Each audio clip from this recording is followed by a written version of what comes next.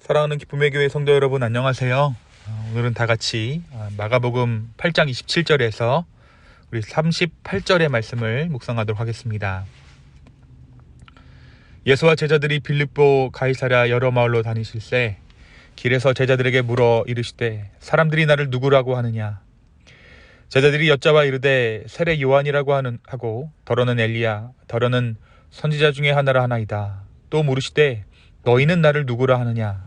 베드로가 대답하여 이르되 주는 그리스도시니이다 하매 이에 자기의 일을 아무에게도 말하지 말라 경고하시고 인자가 많은 고난을 받고 장로들과 대제사장들과 서기관들에게 버림받아 죽임을 당하고 사흘 만에 살아나야 할 것을 비로소 그들에게 가르치시되 드러내놓고 이 말씀을 하시니 베드로가 예수를 붙들고 항변하매 예수께서 돌이키사 제자들을 보시며 베드로를 꾸짖어 이르시되 사탄아 내 뒤로 물러가라. 너가 하나님의 일을 생각하지 아니하고 도리어 사람의 일을 생각하는도다 하시고 무리와 제자들을 불러 이르시되 누구든지 나를 따라오려거든 자기를 부인하고 자기 십자가를 지고 나를 따를 것이니라.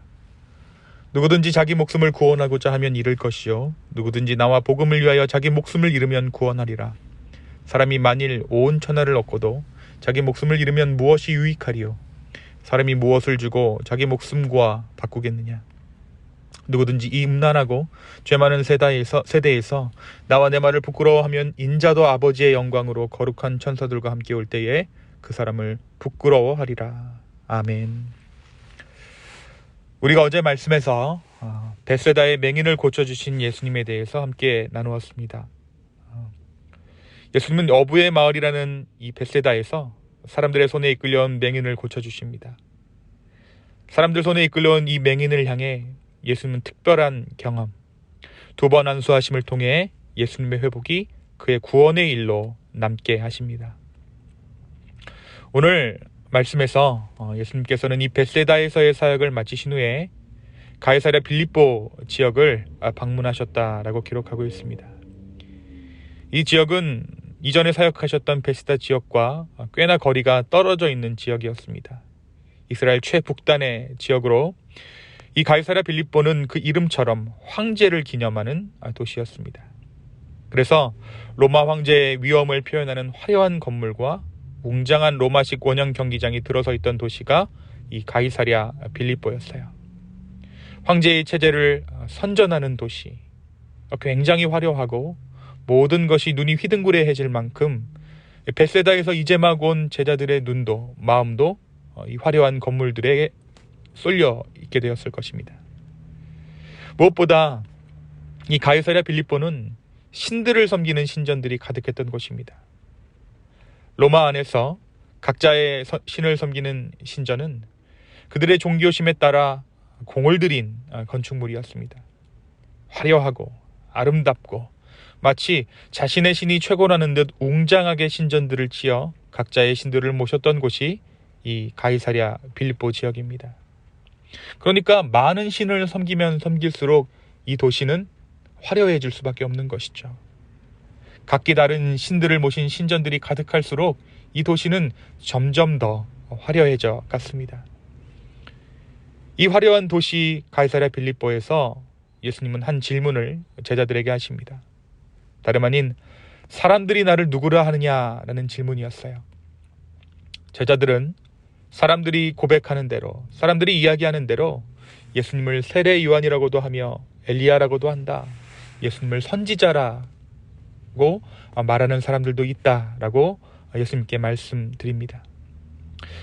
사람들은 여전히 예수님을 하나님의 아들로 말하는 것이 아니라 큰 능력의 위인으로 생각하고 있다라고 제자들이 예수님께 그 대답을 전한 것이죠. 이 대답을 들으신 예수님께서는 제자들에게 재차 물으십니다.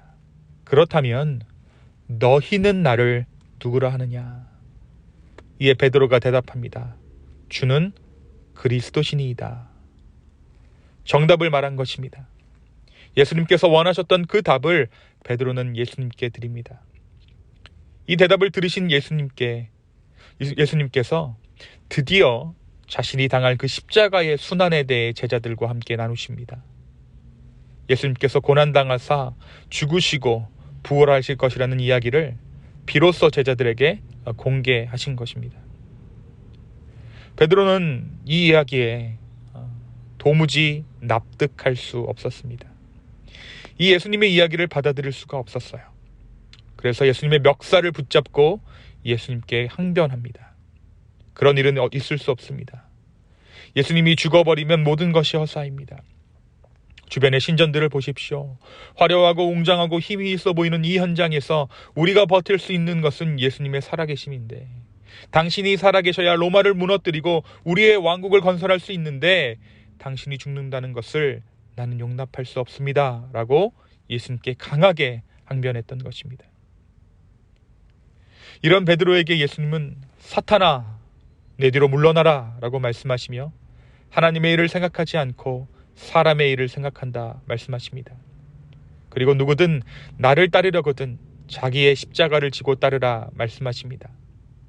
또 누구든지 이 음란하고 죄 많은 세대에서 나와 내 말을 부끄러워하면 인자도 아버지의 영광으로 거룩한 천사들과 함께 올 때에 그 사람을 부끄러워할 것이다 라고 밝히십니다. 사랑하는 성도 여러분, 오늘 이 8장 이 말씀이 마지막 때를 사는 우리의 삶의 방향을 결정하는 귀한 말씀 되기를 소망합니다. 너는 나를 누구라 하느냐? 이 질문에 우리는 무엇이라고 대답하고 있습니까?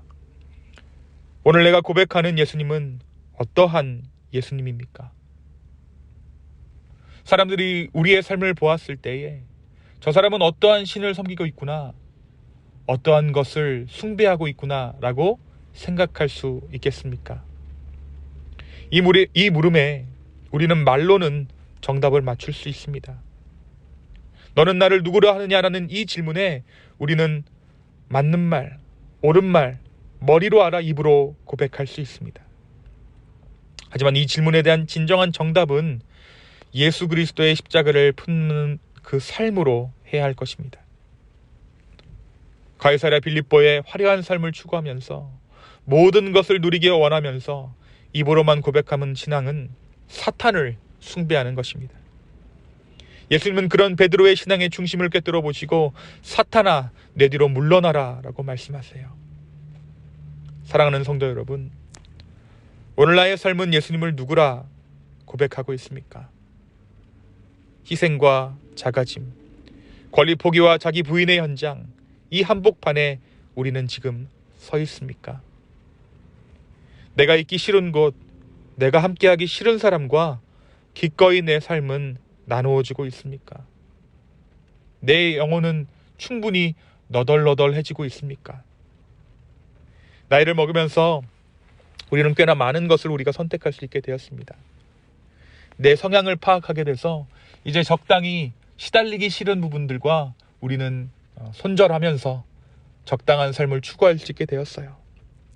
먹고 싶은 것 먹을 수 있게 되었고, 함께 하고자 하는 사람들을 골라 만날 수 있게 되었고, 가고 싶은 곳을 갈 수 있게 되었습니다. 그것이 우리가 원하는 자유다, 내가 원하는 자유다 라고 말하면서 살고 있죠. 그러나 그 안에서 우리는 진정한 자유를 누릴 수 없습니다. 내가 십자가를 지는 그곳은, 내가 진짜 함께할 사람은 따로 있는데 내가 있어야 할 곳은 여기가 아닌데 라는 그 마음을 갖게 되는 그곳입니다. 그곳이 자기 부인의 현장이요, 십자가의 현장이요, 하나님 나라의 현장인 것입니다. 오늘 우리의 신앙이 또 하나의 화려한 신전을 짓는 신앙 되지 않기를 소망합니다. 오늘 하루 주님께서 그리스도 되는 그 신앙의 고백을 우리의 삶으로 드릴 수 있는 저와 여러분의 오늘 하루 되기를 예수 그리스도의 이름으로 축원합니다. 이 시간 함께 기도하겠습니다. 주님, 오늘 이 마가복음 8장의 말씀을 통하여서 참으로 중요하고 무거운 질문을 우리의 삶 가운데 던집니다. 주님, 우리가 말로만, 입으로만, 우리의 머리로만 주는 그리스도시요 살아계신 하나님의 아들입니다 라고 고백하고 있지는 않습니까? 오늘 하루 우리의 삶이 주는 그리스도 되심을 밝히 정말 선포할 수 있도록 인도하여 주십시오.